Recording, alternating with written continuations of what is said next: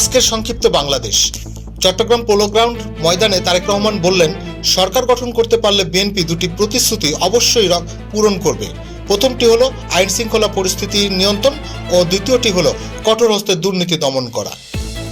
পুরান ঢাকায় জামাত সমর্থিত প্রার্থীর জনসভায় বেকার ভাতা প্রসঙ্গে জামাতের আমির বলেন, আমরা ভাতা নয় কাজ দেব। তিনি আরও বলেন, হা ভোট মানে আজাদি আর না ভোট মানে গোলামি। বাণিজ্য উপদেষ্টা শেখ বশির উদ্দিন বলেছেন, আসন্ন রমজান মাসে কিছু কিছু পণ্যের দাম কমবে।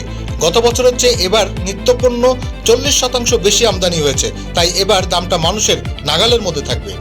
এদিকে পরিকল্পনা উপদেষ্টা ডক্টর ওয়াহিদ উদ্দিন মাহমুদ বলেছেন, নির্ধারিত সময়ে প্রকল্প বাস্তবায়ন না হলে অর্থায়ন বন্ধ করে দেওয়া হবে।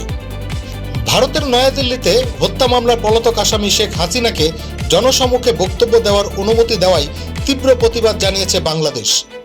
ইনকলাব মঞ্চের মুখপাত্র শহীদ শরীফ ওসমান হাদি হত্যা মামলার অধিকতর তদন্ত প্রতিবেদন দাখিলের জন্য আগামী 29শে জানুয়ারি দিন ধার্য করেছেন আদালত।